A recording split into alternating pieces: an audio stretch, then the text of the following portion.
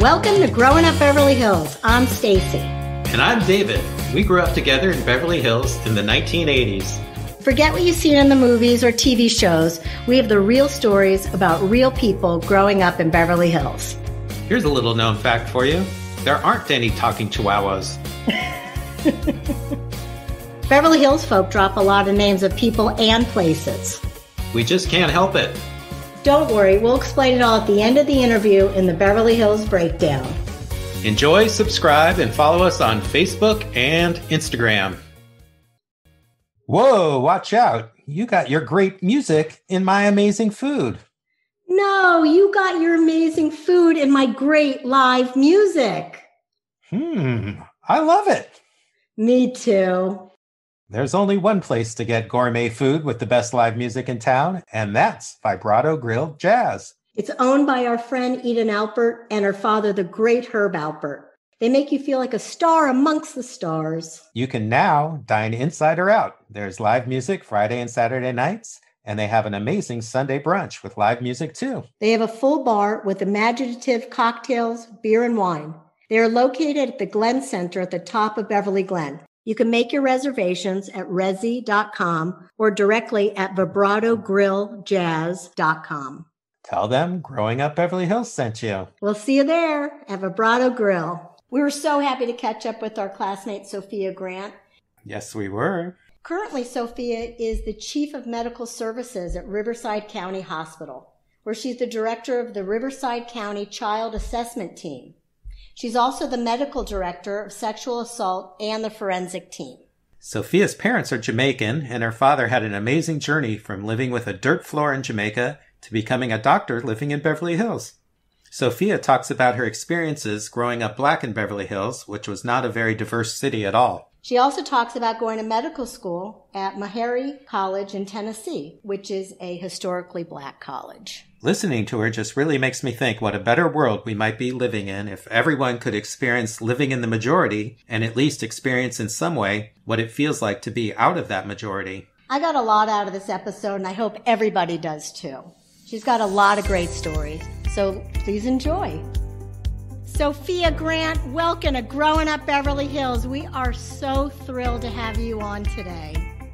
Thank you guys so much for having me. This is kind of exciting. My life isn't that interesting, and I'm surprised that you guys want to hear from me. So I'm happy to talk to you guys today. Well, we are too, and we actually have a lot of reasons. Yeah, Sophia, it's so great to see you. It's been so long. It has been long. I think I saw you at the reunion last time. What was that, 30 year? I don't even think I went to the 30 year. It must have been like the 25 year. Yeah, that was the last time I saw you. Yeah. I went to them all, so, I like to be seen if I can. Right. No, so they're fun. They're fun. It's so much fun to, reconnect. I love seeing people and seeing what they're doing. And what I find out about the reunions is like the people who had artifice and airs about them, it's all gone. We're just all in our 50s. We're glad to be alive, glad to see each other. We're happy. It's great. I love it.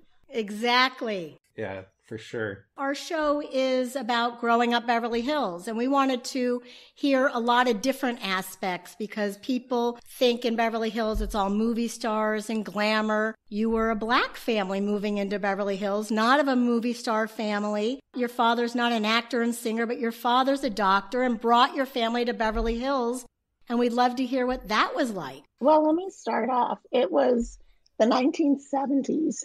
And I was born in Jamaica, and my brothers were born in America. So occasionally when we were in Jamaica, immigration people used to come and check on my brothers, check their status, and we used to call them Yankees and tell them to go home. And then we decided to move to California in 1973. My father, he was the medical director of a clinic in Jamaica in Discovery Bay. He was a very erudite man, and he was thinking of getting a master's in public health. So he decided to move to California.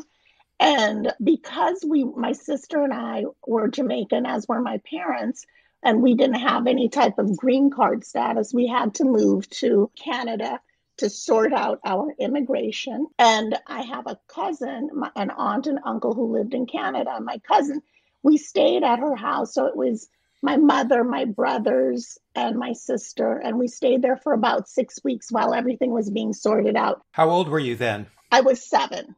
Oh, okay. So Daddy came ahead and he stayed at that hotel off the freeway, off of Sunset, you know, that round hotel. Oh, yeah. The round hotel. We're still waiting for it to be remodeled. Yeah. I pass it with my daughter and I say, there's the Cylinder Hotel. We call it Daddy's Hotel because every time Daddy stayed there for 6 weeks. And my cousin, she didn't treat us well. She was like really mean to us. She was an only child. She resented having to share her space with her cousins. And then when we found out that we were living in Beverly Hills, I didn't know anything. I was just this Jamaican guy. It didn't mean anything to me. Right. All of a sudden, she started to treat us differently. She knew. I'm like, I didn't know. Why did your parents pick Beverly Hills? Well, education was super important to my parents. And it was, you know, you could get a good education without having to pay for private school. Great education. And, great education. you know, 4 kids in the family. Who can afford that? So we just moved to Beverly Hills. We moved to the Horace Mann School District. Mm-hmm. We walked to school. All 4 of us walked to school. And I remember the first time seeing my breath for the first time because I had never experienced that. Oh, that's right. Yes. You're from Jamaica and California was cold. I had a brother who acted like he was smoking and would blow out. And I'm like, what is like, I couldn't even wrap my mind around that. That's great. So I was in 2nd grade. It was really a very difficult time for me. It was a very traumatic experience because for the first time I was different. People would tell me I talked different. And I didn't appreciate that I had an accent. And then the food I brought to school was different. People used to make fun of me because of the food. I remember in 2nd grade crying and saying, I don't have any friends. And then a girl in class said, Sophia, I'm your friend. And I just felt so pathetic. I think I cried even harder. Oh. But then I started to fit in terms of academics because I did really well in school and I started to stand out because of my academic achievements. And I certainly liked that. And so I was at Horace Mann from 2nd to 6th grade, but we actually moved to the Hawthorne School District when I was in 5th grade. And then I didn't want to transfer to Hawthorne because all the Horace Mann people told me they're snobs. Don't go there. Don't go there. So then I was living above the track, but going to Horace Mann. To Horace Mann. And my mother, we did that for a year, and my mother was like, this is enough. I can't take the drop-off pickup. And then I had a brother who was graduating in 8th grade. And I think they did that so he would graduate from Horace Mann. And then for 7th grade, 8th grade, then we were at Hawthorne. Yeah, these elementary schools that we're talking about, they just go to 8th grade. And then we all funneled into the same high school, which was Beverly Hills High School. And what Sophia's saying is she went to Horace Mann, which was I went to Beverly Vista and she went to Horace Mann. We're a little bit more on the south side.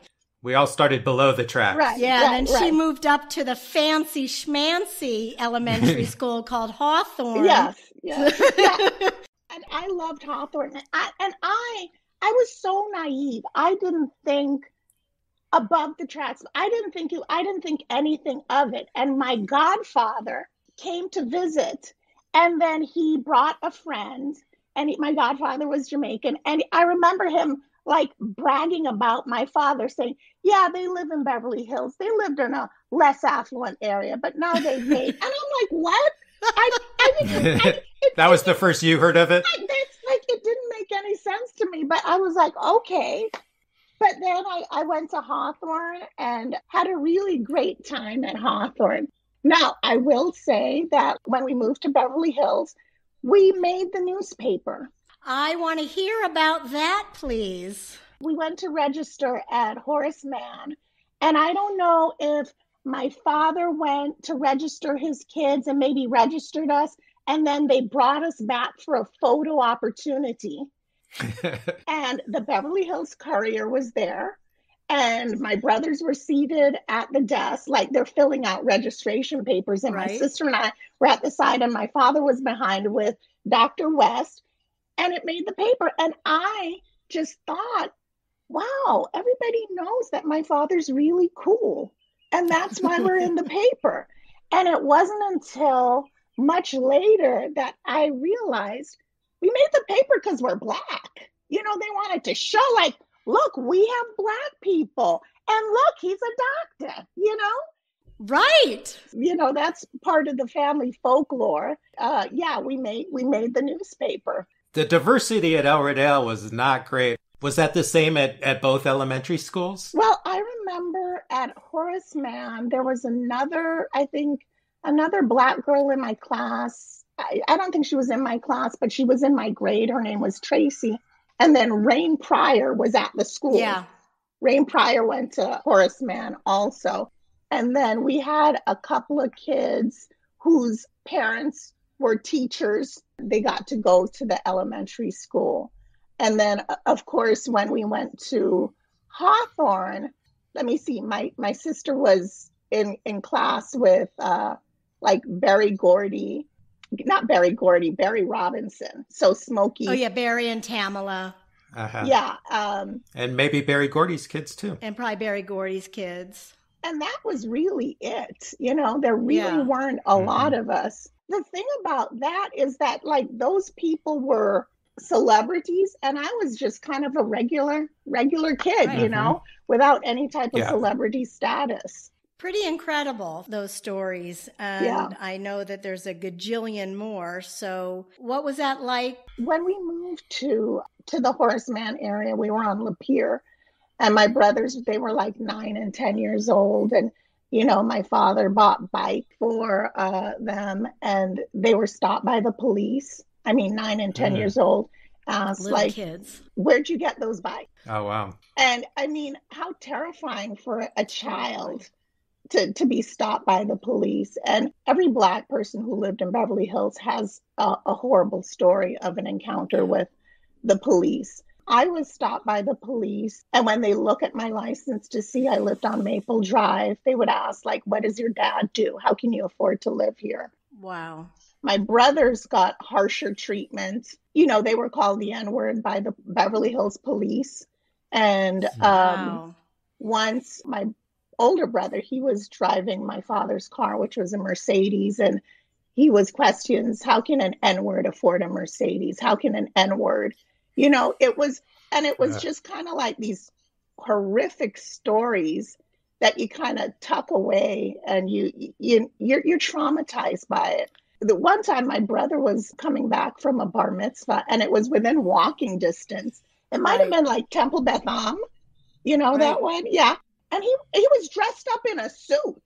Oh my gosh. He was dressed up in a suit. And where are you going? Where are you coming from? And another story is one time my mother, she saw this Black boy walking down the street, and the police slowed down.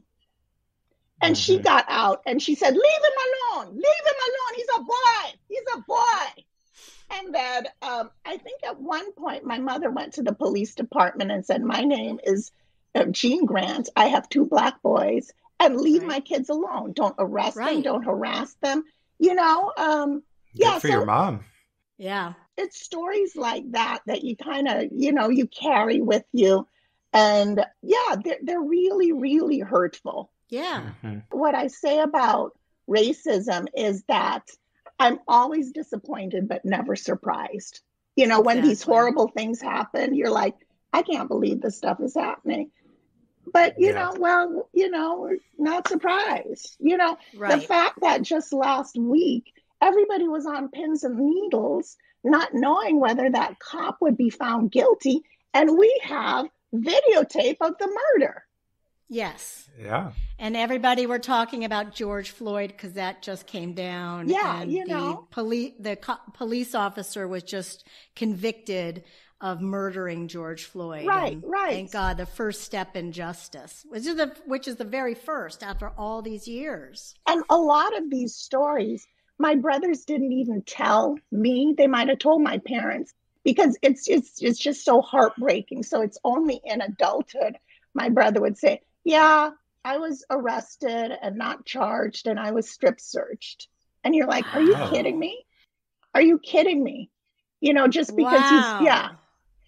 Yeah. We posted on our Facebook page just a question to the Beverly Hills community about their experiences with the police. And they were predominantly like, oh, you're doing this horrible thing. We'll just let you go. You know, you're white. Right. And then I remember there was a time my father drove us to the high school in the morning on his way to work. He was making a right turn on Little Santa Monica. And then my father got pulled over and it's like, well, what did I do? Well, you were obstructing a pedestrian. And it's like, there was no pedestrian in the walkway. Anywhere. Right. And then he got the ticket. And then the poor man, he thought he could fight the ticket. And he pulled us out of school, which he never did. He never pulled us out of school. So we would be witnesses. And he brought us to court to testify, to say there was no pedestrian. He was still found guilty, had to pay whatever. Yeah. Wow. And those are the type of indignities that we suffered, you know. But as horrible as that was, you know, it was kind of like external forces. It wasn't the friends or the people that you were with.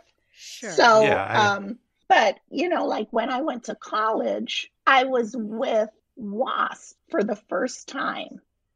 And that's a different type of racism, you know, because, you know, just going to school with a lot of Jewish people, they tend to be more liberal and more accepting. And then when I was in college, there were assumptions being made about me, assumptions that I was on financial aid. Not that there's anything wrong with that. Assumptions that, you know, I couldn't afford to be at the school, assumptions. That was really traumatic. Yeah. When I was in elementary school and high school, I was just friends with people who I had gone to elementary school with, etc. I didn't seek out Black people because we had a shared common experience. And so we were friends. But when I was in college and my roommate she remembers the first time she saw a Black person. She remembers that I was kind of like this anomaly. And I remember when I was going to things with Black students, she said, why are you even going to that? We need to have like a white students association. And I'm like, oh my God, are you freaking kidding me? And then I said, have you ever been a minority in your entire life? And she said, yes. I said, when? And she said, when her father was on sabbatical in London studying orchids, she was the only American. Oh my God, I feel so bad. Those things are so shocking, and I didn't have the vocabulary or experience to articulate how ridiculous it was. Now, I'll say we're still friends. She's grown a lot, but you know, it's stuff like that. And one time in the dorm, there was we were like sitting around, you know, like the 1 o'clock in the morning conversations. We were talking about something, and you needed the perspective of somebody who had grown up well-to-do.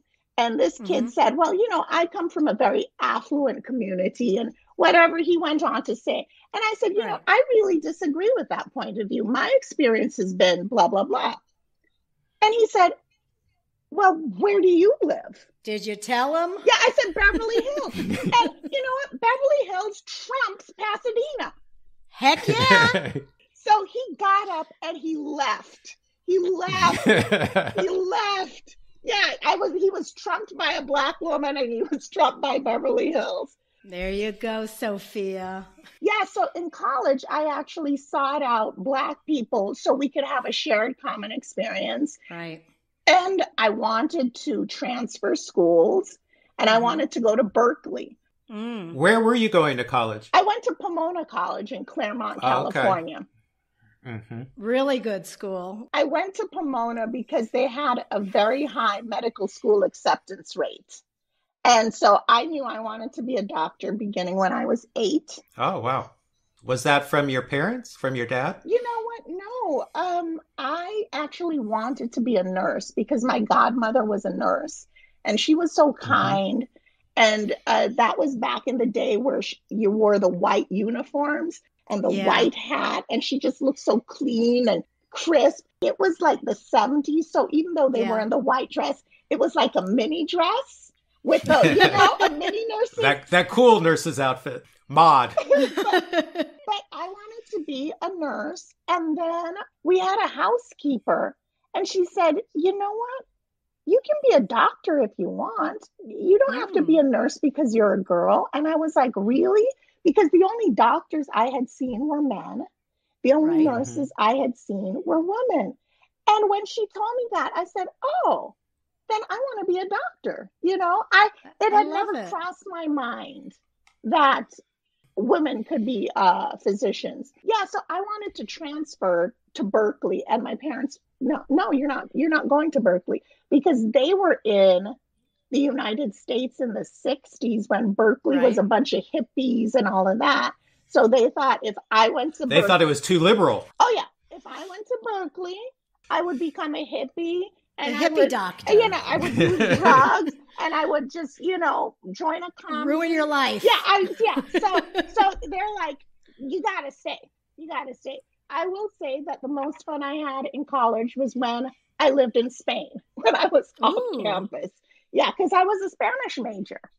Wow, so, that's great. Yeah, I was a Spanish major, and I had a ball when I was in Madrid. That was a really good time. Really good time. That's amazing. Let's go back to high school. So what was the transition from Hawthorne to high school like? You know what? It was actually pretty good because I still stayed friends with the people I was friends with in elementary school. And then From both elementary schools? Yes. Did you reunite with the Horace Mann kids? Some of them, yes. But then I was still tighter with the Hawthorne people. Because, like 2 years in elementary school years might as well be a decade, Exactly. That's what it feels like. Yeah. I joined drama. It was called theater arts freshman year. And I really loved drama. It was so much fun. And I just had a wonderful time. And freshman year, I was in Shakespeare Festival. We just had Claudia Wells on, and she was talking about her Shakespeare Festival experience. It's the same Shakespeare's Festival. That's great. And I was in a group, and David Schwimmer was in my group. Yeah. And Christine Sheps and Jeff Levitt, and we won first place. Ah, that's congratulations. Great. You have to go to the high school early, and then drive to the location. I told my mother, I'm going to win. I am going to win.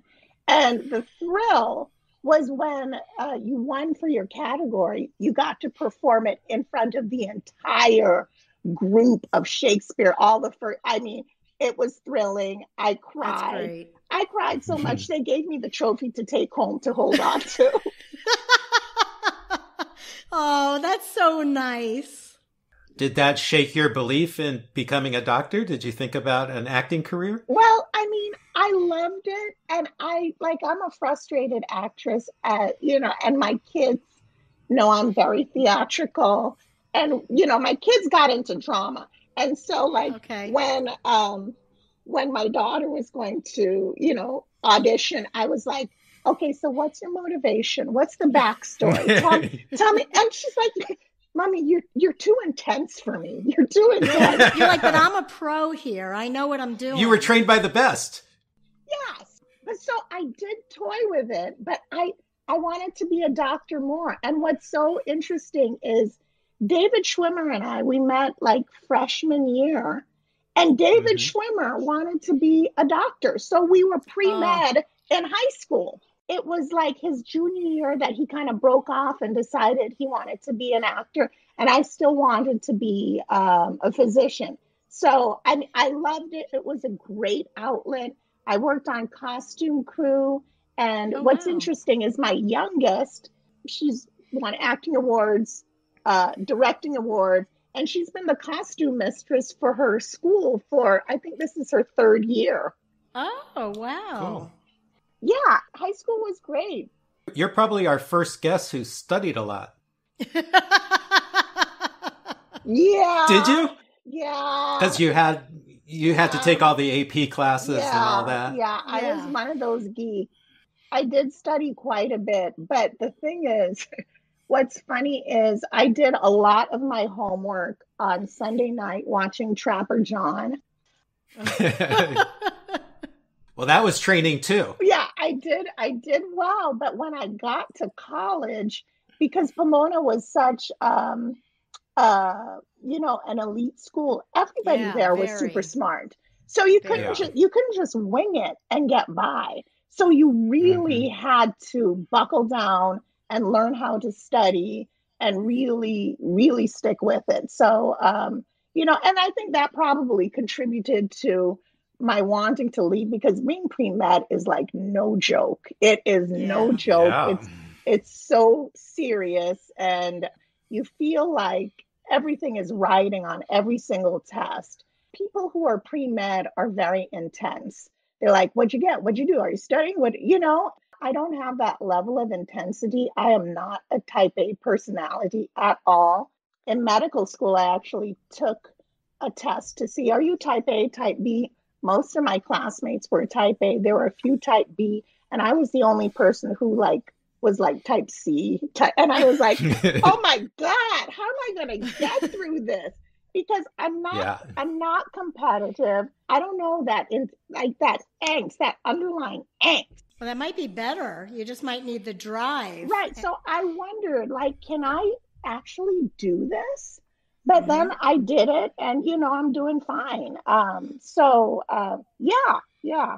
That's great. I want to circle back real quick because I wanted to go back to your parents, because we know that your brothers were both born in California. So my parents, Jamaican, my parents grew up poor. My mother was poor and my father was dirt poor, meaning my father, he grew up and his house literally had a dirt floor. But it's been so compacted over the years that you can sweep it. It gets shiny, And my mother, she was poor, not as much as my father. He was a lot older than she was. So when she knew him, she used to call him Mr. Grant because he was so much older than she was. Back in those days, becoming a law enforcement, a policeman was it was a pretty high aspiration from a kid coming from the country. And remember, my parents were born as British citizens because Jamaica was British citizens. Because Jamaica was colonized. So my father, he was raised by his grandmother, and he told her that he wanted to be a cop.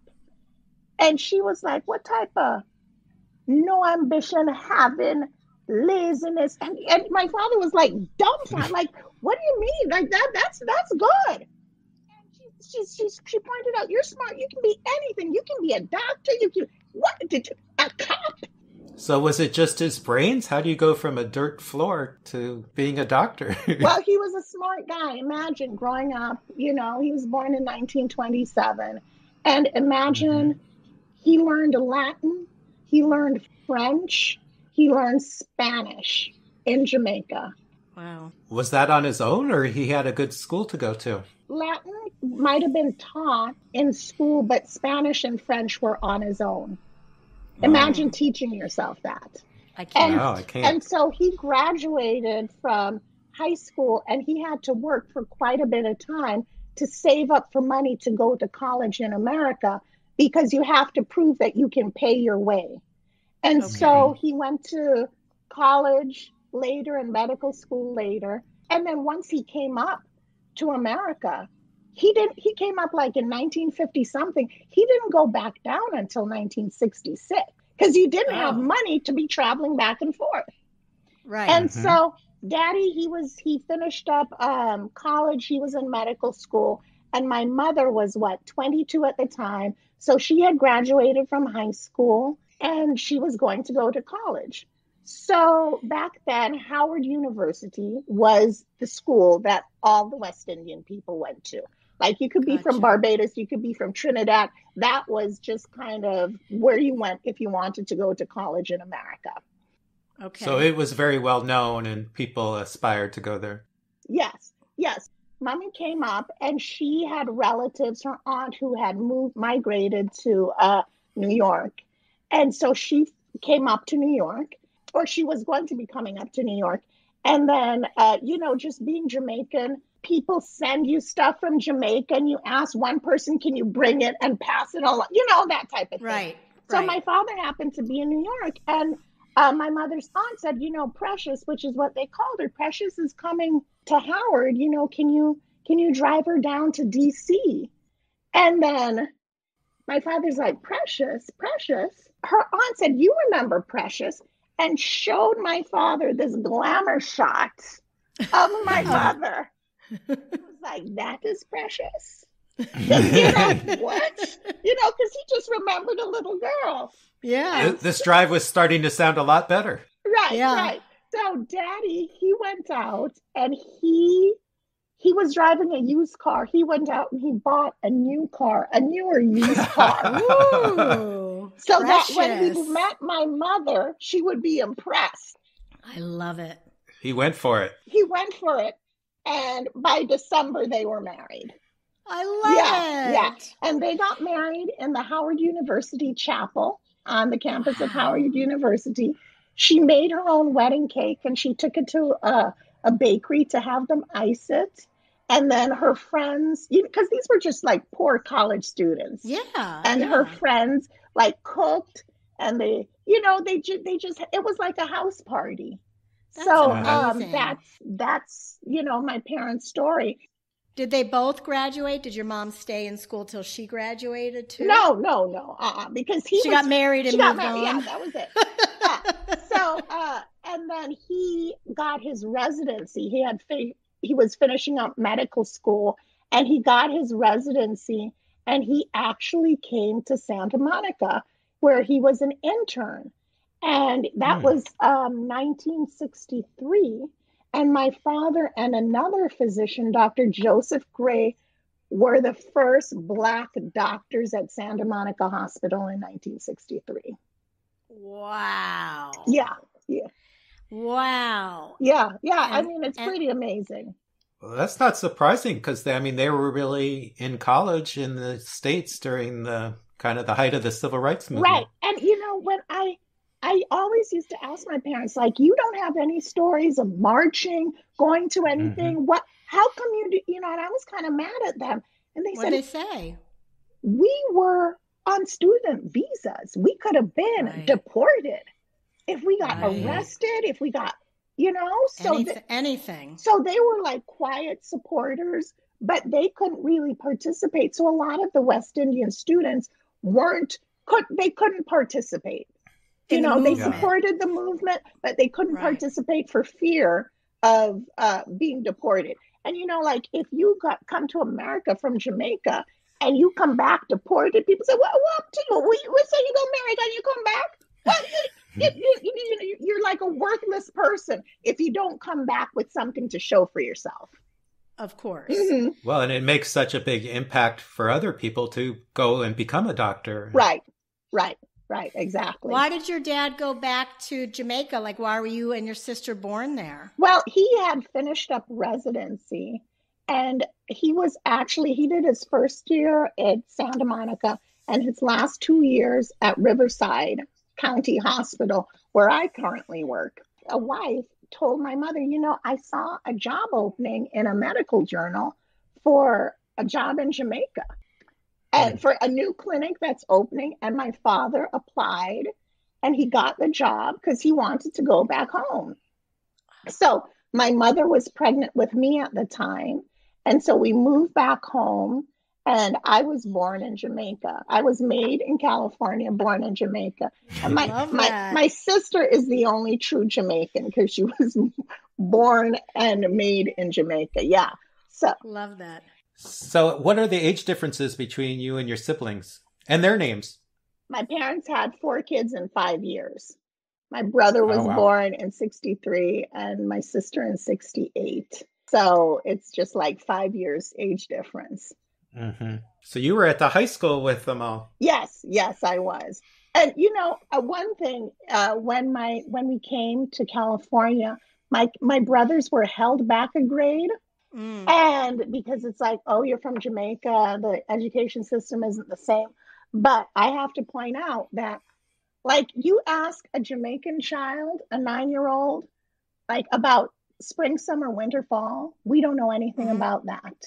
We don't know. Sure. We don't know about how many days there are in a year because you're just living your life. Mm-hmm. Our house in Jamaica was where all the cousins came to hang out for the summer and be kids and run around barefoot and go to the beach.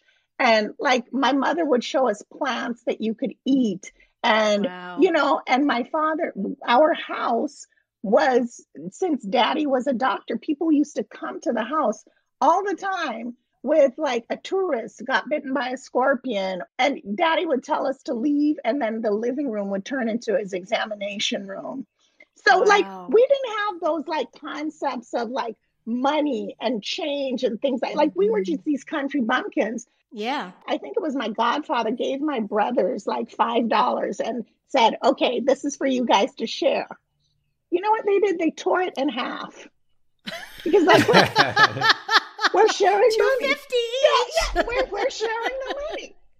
So Right. like Yeah. what you grow up and you don't have those kind of, I don't know. It's Greedy just concepts. it's just a carefree life. So of Yeah. course they didn't test well because the concepts Yeah. of time and money and change and things like so they were held back and then my sister and I we were just in our regular grades. So at one point all of us were in high school together. That's great. Your freshman year? Yeah, my brother directly above me, he would Mhm. act like he didn't know who I was. And what's his name above you? Stephen. And then your older brother. Rupert. So yeah, and they ran track and they were Oh really. yeah, I want to hear about. Yeah, Oh my let's hear about them. gosh. My brother was actually in class with Rupert, Yes. and then they went to law school together at UCLA. I didn't know that. Yeah. Okay. He says hi. Hi. Brian, right? Yeah. Yeah. And he did drama, so he must have done drama with you. Yeah. So he was like with David Cohan, that group. Yep. He's still best friends with all those guys. Oh, so my brothers ran track and they were, oh my gosh, they were really fast. I had one brother, Steve, he's taller. He ran hurdles and they ran the relay. My brother Rupee, he was the anchor. Wow. The anchor is the fastest person. So I'm getting chills just thinking about this 40 something years later. And Yeah. he would get the baton like in front of us, like on the track where the bleachers are and then the fence. Mm-hmm. He would Yep. get the baton and, they're kind of staggered. And then on the far end of the track is when you see the gap closing and then turning Yeah. that corner. My brother would always pull ahead and it was the most thrilling thing of my life. And my father would be jump, come on, Prez, all the entire Grant family. We were there and it was just absolutely thrilling. And then so when I came to the high school, like Coach Stansberry, Coach Close, they're like, hey, Grant, you're going to join the track team? And I'm like, are you kidding me?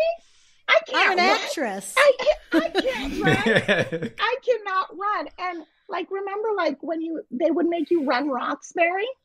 Yes. Oh, yeah. Mm-hmm. I was the kid hiding in the bathroom. Okay. I was that girl. I lived by the high school, so I would run home, spend like 20 minutes playing video games, and then sneak my way back into the group. Right. And I just ditched the class Yeah. altogether. So I was that kid, okay? Yeah. I Well, love it sounds it. like all three of us were. My sister, she came along and she was fast. And she was on the track team, but then she had she ran track. She ran track her first year, but then had some knee problems. So then she became the track manager. So she was still like cool, the cool athletic person. And I was kind of the drama geek, All Are any of your siblings a doctor? No, I'm the only one in the there family. You go. Yeah, You're the doctor. I'm the only one. Well, you have a lawyer. Yes, my sister is a therapist. So, you know, we kind of have that mental health type of thing going on. Yep. So where'd you do your residency? After Pomona, Pomona just beat me down. Like I mentioned, they have a very high medical school acceptance rate.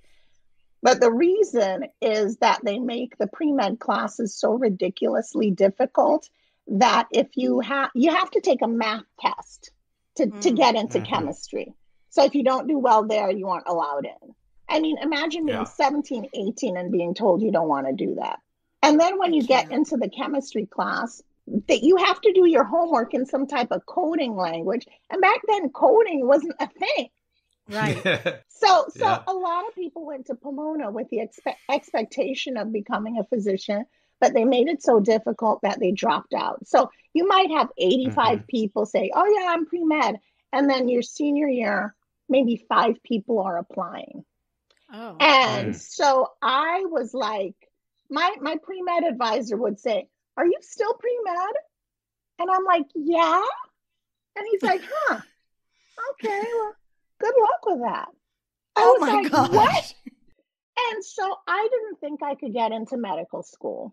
Right. And so I took a year off because like being in college and applying and interviewing would be difficult. I took a year off and then I interviewed and then I got into Meharry Medical College, which is a medical school in Nashville, Tennessee. I almost didn't apply because it was in the South. And it is a historically Black medical school founded in 1876. And I had more fun in my first semester of medical school than I did 4 years of college. I love that. Yeah. So what was your experience in Nashville then? You know, we were kind of ensconced, our school. So my social, everybody was there. And so, you know, the beauty about going to a Black school is that you have so many people of the African diaspora. So you could have African people, you could have West Indian people, you could have American people, you could have your Black American princess, you could have the person, you know, I mean, there's just so many places you could fit in.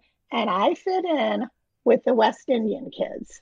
So I was hanging out with the Jamaicans and the Bahamians and the Trinidadians. And so, I mean, I had a ball. For the first time, I felt really seen. And then I had senior guys wanting to date me. And then you know, fire. When you come from California and you go to the South, everybody thinks like, ooh, you one of those Cali girls. Like we have some type of mystique. Yep. I think my popularity was helped by the fact that the first party I went to in medical school, I won the limbo contest.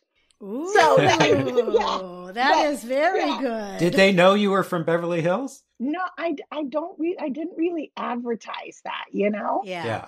But it did come out, and then people started to assume that I had way more money than I did. You know, people like, you tell somebody you live in Beverly Hills and you could live in an apartment off of Arnaz. And if you say, I got a Bentley for your birthday, they'd be like, real? I mean, you can tell them anything. It's ridiculous. They think you got gold coming out of your pockets. Right. So, but I had a ball in medical school. And it was like I mentioned that pre-med people are really intense.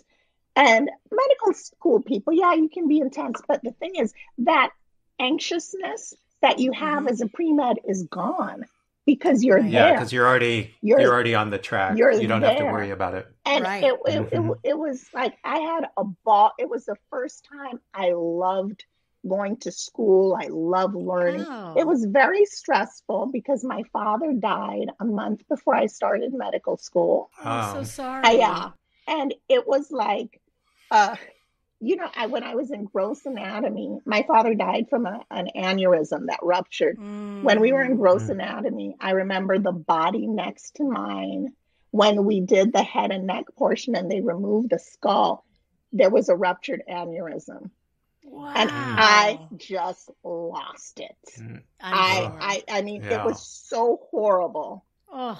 That's traumatic. Yeah. But I mean, I was able to pull it together. And I mean, like, I have wonderful, wonderful friends from medical school. And I mean, it was such a joyful experience for me. It was really great. Oh, I love it. Did your whole family travel back to Jamaica all the time when you were a kid? No, we didn't. My parents would go back periodically, but my father had his own practice. So, you really can't up and leave the practice Yeah. for extended periods of time.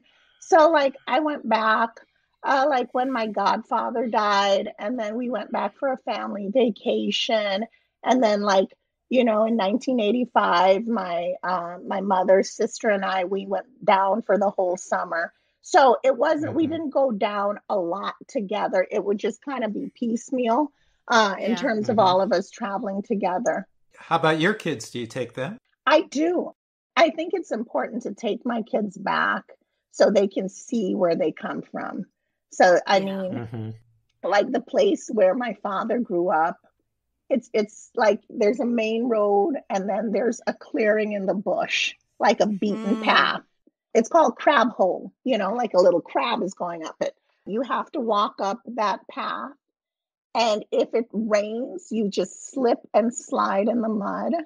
And you Wow. walk up about maybe a quarter mile and you see the house where my father grew up.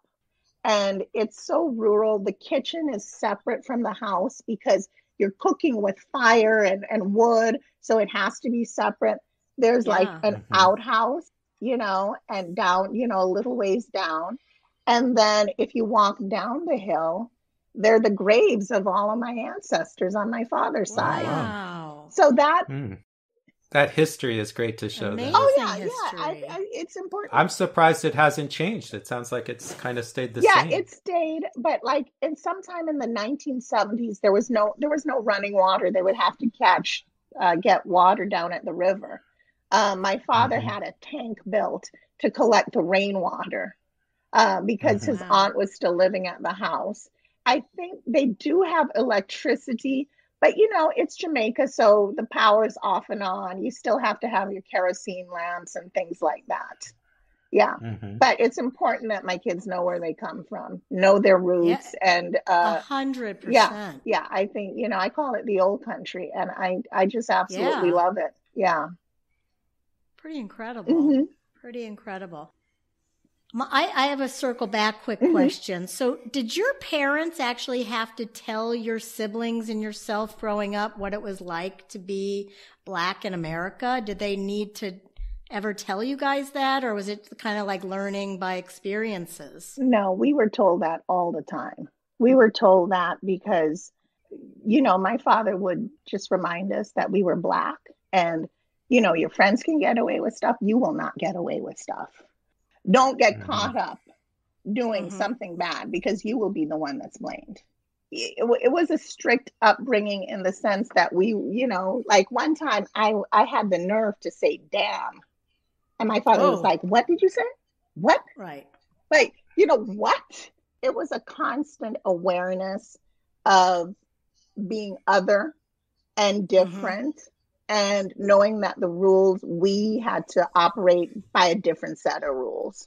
So, Okay. these things, when they happen, like I said, it was never shocking. It was always disappointing, but we Yeah. had been Mm-hmm. prepared. It's tough to carry that baggage and to Mm-hmm. have that awareness. And that's why I think when I went to medical school at Meharry, I didn't have to have that baggage. I didn't, like, if a teacher didn't like me, I didn't have to ask or wonder, is it because I'm Black?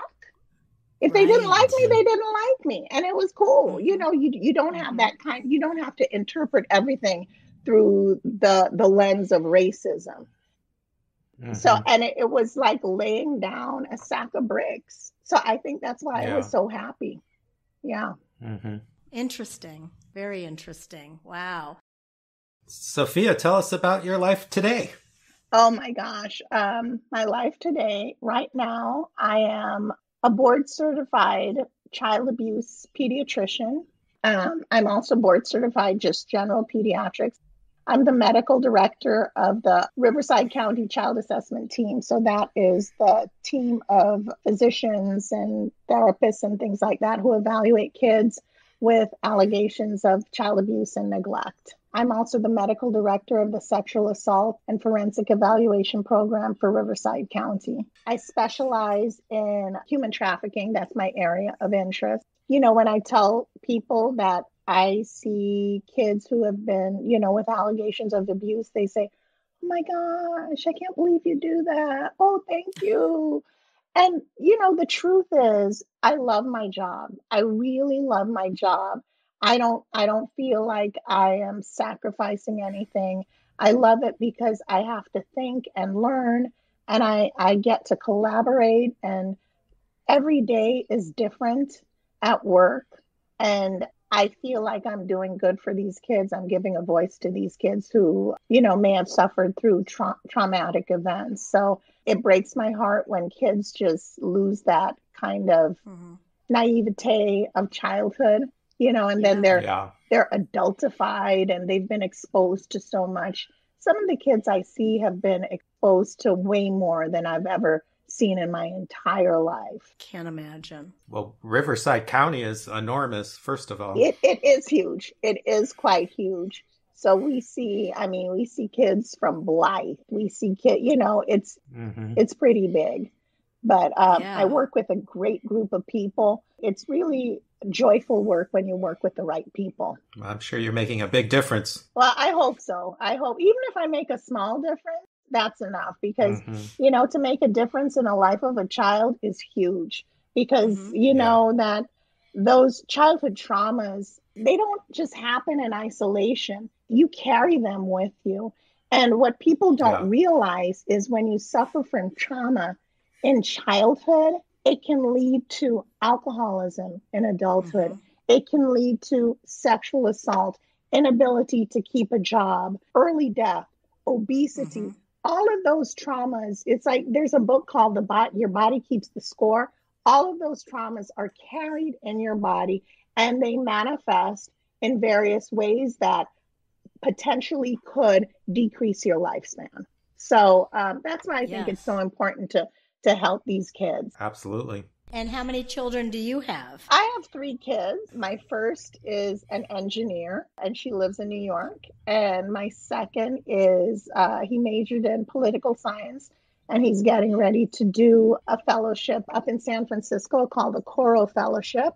And then my baby will be graduating from high school in a month.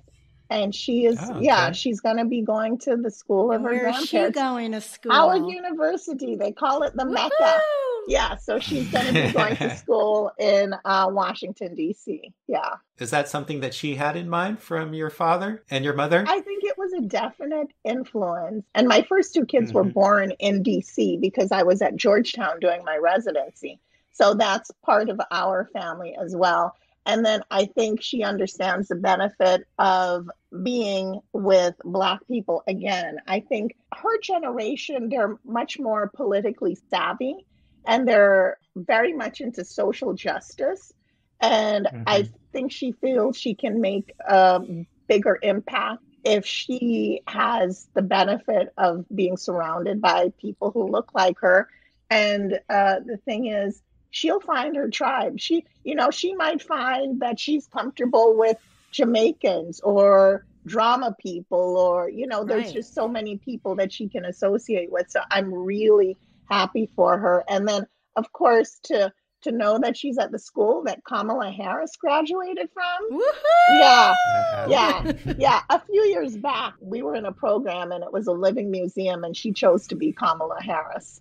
So, it's really exciting. Great. Yeah. The hospital that you are director and you work at, who worked there first? Yeah, my father. So Daddy, he was here in 64 to 66. And then, so he was a resident making $262 a month.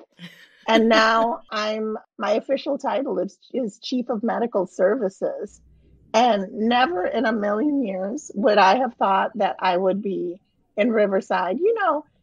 Just moving outside of the West Side is a tough pill to swallow, Heck yeah. Gosh, God forbid you cross over Mulholland Drive. Oh my God, I know.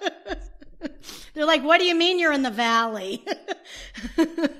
You know, I'm walking the hospital halls where my father used to work, which is so crazy to me. Yeah, it's really, really cool. I love it. Truly.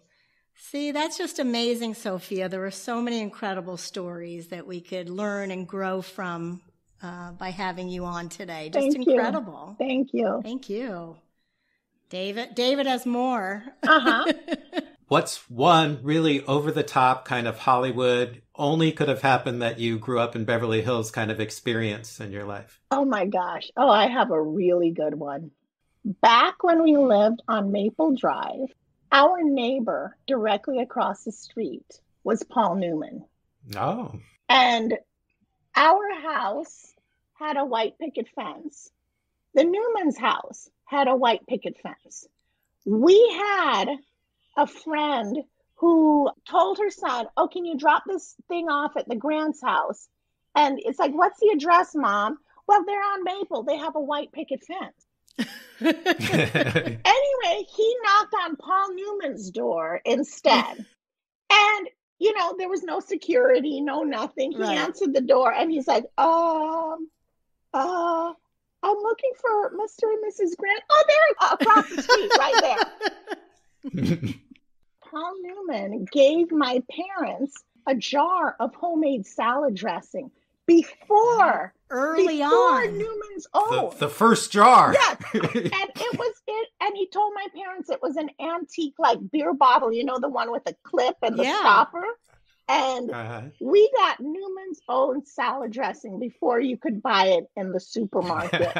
Yeah. That's so Beverly Hills. Yeah, it is. Only in Beverly Hills would that happen. Well, Sophia, I can't thank you enough. This has been great talking with you. Okay. Thank you so much for having me, you guys. It's been amazing, Sophia. We love having you on and catching up and seeing your beautiful face. And thank you. So nice to hear from you and all these incredible stories. Okay. Thank you guys. About Growing Up Beverly Hills. Bye. It's so good to see you, Sophia. Bye. Take care. Thank you. Bye.